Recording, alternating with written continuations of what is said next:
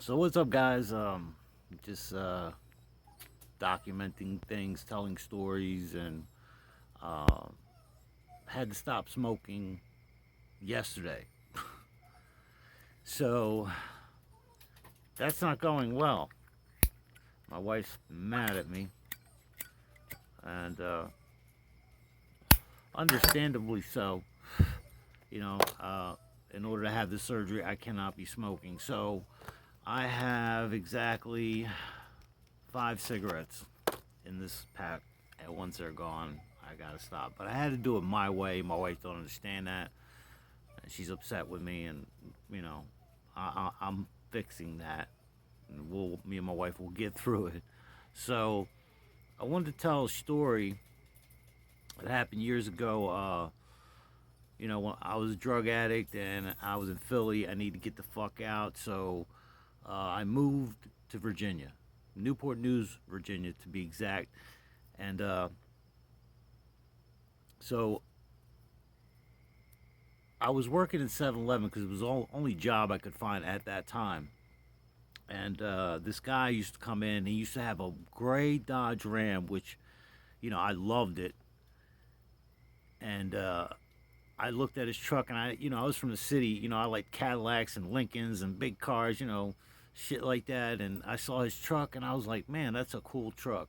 They had just created that new styling, the rounded edges and all that. So it was a cool truck. And years later, I ended up getting that truck because I said to myself, I want to get one of these trucks one of these days. I ended up getting that truck, but he had a two-door. I ended up getting a quad cab.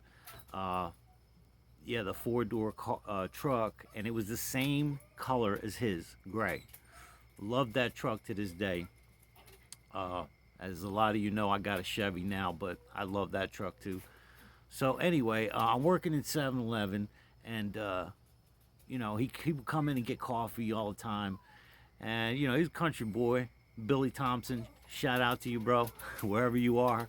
Um, a quick side note: him and his wife unfortunately got divorced, and she came to me one day, and his wife was a teacher in my son's school. She came to me and asked me if I knew, some personal information, and I told her no, I didn't know, and that's the honest to God's truth. I didn't know. So if she ever sees this, that's the truth. I didn't know what was happening, so I'm sorry. But anyway, so getting back to the story, so he would come in all the time, get coffee, and uh, he used to call me Biggin. Hey, Biggin, how you doing, Biggin? That's a cool dude. And so he asked me, "What do you?" Because I'm 6'4". He asked me, "What are you doing here? Like, what? I was like, dude, I said, it's the only job I could get. He said, I tell you what, quit your job. I'll pick you up tomorrow. I'll take you to work. I'll show you the business of construction. And he did from the ground up. I started off toting wood. Then next thing I'm cutting wood. The next thing I'm reading plans. And the next thing you know, I'm running a crew. I got a phone. I'm building subdivisions. I started counting houses, the ones I was building. I built 300 houses, which, by the way, every house I ever built has my signature in the attic somewhere. I would always sign my name to it like a Picasso. And I stopped counting at 300. It was just, too many houses.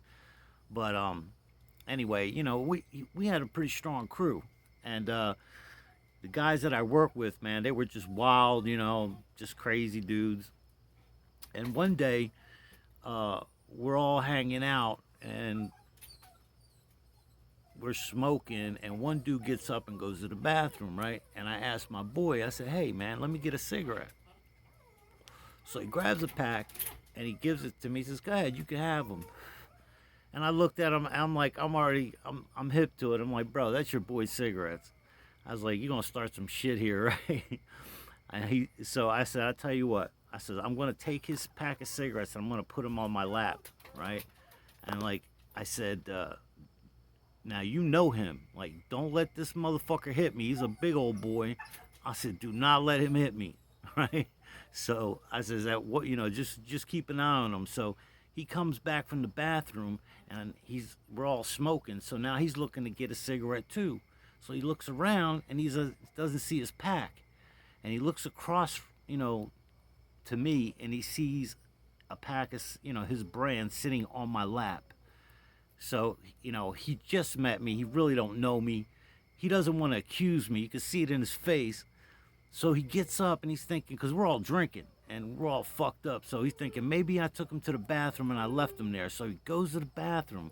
Now, while he's gone, I talk to his boy and I say, yo, you know this dude. Don't let him hit me, right? So he comes back. He's sitting down. You can see the frustration in his face. He's looking around. He's looking at my lap and he's looking at me. And he's like, man, I just met this dude. I don't want to start some shit here over a pack of cigarettes, man, where I'm not sure if he took them. So he's thinking, we can tell. He gets up and he goes to the front of the house to his car thinking maybe he left them in the car, right? So he comes back and while he's gone, by the way, I'm talking to his boy. I'm like, yo, don't let this dude hit me, man. So I'm sitting there smoking. He comes back and you could see he's like inside, he's boiling, like, how dare this motherfucker steal my shit, right? And he's sitting there, and finally he's like, somebody says something, he says, well, I don't know, bitch, somebody's got my cigarettes, and he looked right at me, and right, my boy got up, and he grabbed the pack, he's like, here you go, bro. I said, so was that the moment where you thought he's gonna hit me? He says, yeah. I just thought it was a funny story. But I dedicate this video to all my homies in PlayStation Land. On my screen, this looks backwards, but my shirt says, better leave this to the professionals. It's got a gaming controller on there. So that's for all my homies out there in PS Land. Big up. All right, fellas. That's it for this one. And the more stuff that I can come up with, I will throw it out there. This is for entertainment purposes only. I don't take none of this shit seriously. Life is not that serious, bro. Well, it is, but, I try to make light of it because I'm fucking terrified. Open heart surgery is not a joke, but I need to stop these cigarettes. And tonight will be the night that'll be it. After these 5, I'm done for sure. Like, I got it in my head. I'm, like, gearing my head up to really, I dropped some hardcore drug shit. This is the hardest one I've ever had to do, really. So, wish me luck. Peace.